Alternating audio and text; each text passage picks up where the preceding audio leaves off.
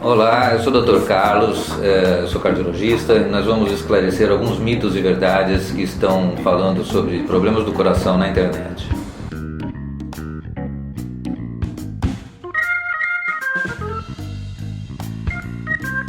Ao invés de reduzir o tanto de sal que eu como, minha mãe tem que comprar sal com menos sódio para eu não morrer do coração. Na realidade, quando a gente fala de sal, é importante reduzir o sal da dieta, principalmente nos hipertensos. Essa população de hipertensos é grande. Então, a gente tem algumas opções. Não existe sal sem sódio. O sal é cloreto de sódio. Então, quando a gente fala em sal sem sódio, substitui o sódio por potássio e ele deixa de ser o sal que a gente come na dieta. Mas existem outras opções, outras soluções. Por exemplo, os sais orgânicos, esses sais do Himalaia, que são sais com conteúdo menor de sódio, e isso pode ajudar na redução do sal da dieta. Tive um mini ataque do coração porque quase derrubei o celular no chão, mas já estamos bem. Então, uma pessoa com alguma doença cardíaca pode realmente sofrer um ataque do coração ao passar um susto ou forte emoção? Sim, pode. Depende da doença cardíaca que essa pessoa tenha. Um susto ou alguma forte emoção, isso normalmente gera uma descarga adrenérgica na pessoa e que leva ela a uma situação de alarme. Isso pode, dependendo da doença que ela tenha, realmente levar a um infarto ou alguma coisa mais grave, sim. Então, quem acha que gordura faz mal para o coração é porque não conhece o poder de um visualizado e não respondido. Bom, todo tipo de gordura faz mal para o coração? Não. Contrário, essa ideia de que gordura faz mal para o coração é uma coisa meio errada.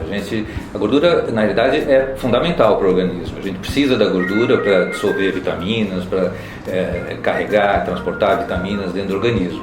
Existem gorduras e gorduras. Então, as gorduras que fazem mal para o coração são aquelas de origem animal, geralmente as gorduras saturadas, que a gente chama, que na temperatura ambiente elas estão em estado ou sólido ou pastoso, por exemplo, manteiga, banha de porco.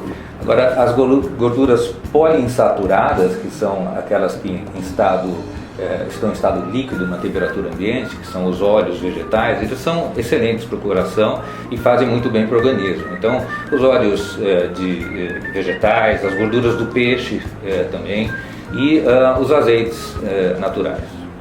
Jogar a culpa das doenças do coração em cima da gordura e minimizar os efeitos do açúcar nas pesquisas. Massa, né? Bom, na realidade não é bem assim. Se você for pensar em algum vilão para o coração, os açúcares são piores. As gorduras, se a gente comparar a gordura saturada com os açúcares de alto índice glicêmico, que é o que a gente encontra no pão, nas massas, nos doces, os açúcares são piores. Se a gente comparar as gorduras poliinsaturadas com esses açúcares de baixo índice glicêmico, as gorduras também levam vantagem.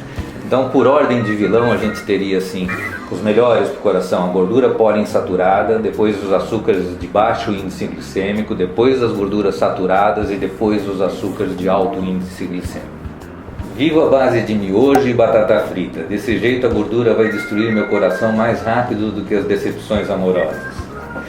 Bom, o que a gente deve fazer para manter uma alimentação saudável? A alimentação saudável, geralmente o nutricionista diz que a gente tem que comer em torno de 20% de proteínas, em torno de 50% de carboidrato e cerca de 30% da alimentação de gorduras. Então essa é uma alimentação balanceada e, se possível, feita com ingredientes saudáveis. Então a pergunta é assim: tem aquele espacinho para o pé na jaca, o famoso pé na jaca? Eu sou contra tudo que é radicalismo. Então acho que, e nesse caso eu falo radicalismo, você nunca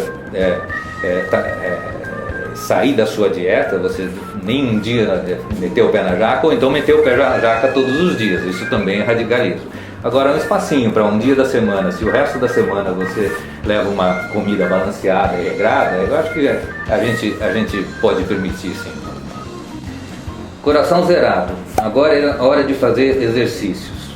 Bom, parabéns pela iniciativa. Vou te dar algumas dicas, principalmente se você já teve algum problema de coração. Existem alguns exercícios que são melhores mesmo para quem já teve algum problema de coração. são aqueles exercícios não competitivos. Então, caminhadas, corridas leves, natação, mas exercícios em que você não coloque a sua alma nele, né? Quando você está jogando uma partida de futebol, jogando uma partida de squash, que é uma atividade intensa e é competitiva.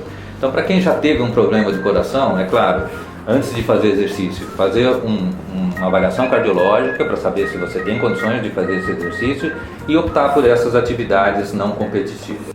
Pense num fumante querendo praticar esportes, esse sou eu. Bom, ótima iniciativa tua de querer praticar esporte, mas a primeira coisa que você tem que fazer é parar de fumar. Esse é o pior, um dos piores fatores de risco para o coração. Assim como hipertensão, diabetes, sedentarismo, o cigarro é um dos principais fatores de risco. Então a primeira coisa que tem que fazer é parar de fumar. E aí sim, seguir a uma atividade física regular, e isso vai fazer muito bem para o seu coração. Parabéns. Já faz mais de 2 anos que eu não passo no meu cardiologista. Bom, se você nunca teve problema de coração, até que não é tão mal assim, mas se você já teve algum probleminha de coração, é importante que você faça um check-up cardiológico anual. E aí você tem alguns exames importantes para serem feitos, além daquela série toda de exames de sangue, para ver glicemia, se você não tem diabetes, isso tudo. É importante o exame clínico para avaliar a sua pressão arterial e você fazer ao menos um teste ergométrico ou um ecocardiograma para saber como que está a sua saúde geral cardiovascular. Minha avó foi internada com fortes dores no peito. Já falei para minha mãe se cuidar. Você está muito certo, porque a hereditariedade é também um dos principais fatores de risco de doenças cardiovasculares. A gente está cansado de saber de casos em que a pessoa é atleta, não fuma, leva uma vida super regrada e tem um antecedente familiar de doença coronariana e ele tem doença coronariana também. Então, o fator de risco muito importante, um dos maiores, é o familiar. Então, realmente é bom você falar para sua mãe se cuidar. Segundo tempo do jogo e nada de gol. Uma hora ainda tem um infarto. Nós gostamos muito mesmo de ver futebol aqui no Brasil e a gente já explicou o que acontece com o efeito da adrenalina e do estresse no sistema cardiovascular. Mas os problemas cardíacos são mais propensos em homens do que em mulheres? Ainda são. Até a década de 50, mais ou menos, o percentual de infarto em relação a homem e mulher era de 5 para 1. Hoje em dia, com o ingresso das mulheres no mercado de trabalho, sofrendo a mesma ansiedade, o mesmo nível de estresse dos homens, isso está praticamente equiparado. A diferença é que as mulheres, elas têm, quando têm um infarto, elas têm um risco maior do que os homens. Então, os homens costumam suportar um infarto grave até 30% e as mulheres, em 50% dos casos, têm uma consequência um pouco maior. Além disso, um fator de risco para as mulheres muito importante é o tabagismo associado com os anticoncepcionais. Isso aumenta em 20 vezes o risco de ter um infarto cardíaco. Espero que a gente tenha conseguido esclarecer algumas dúvidas dos nossos internautas sobre os problemas cardiovasculares. Se cuide e até a próxima.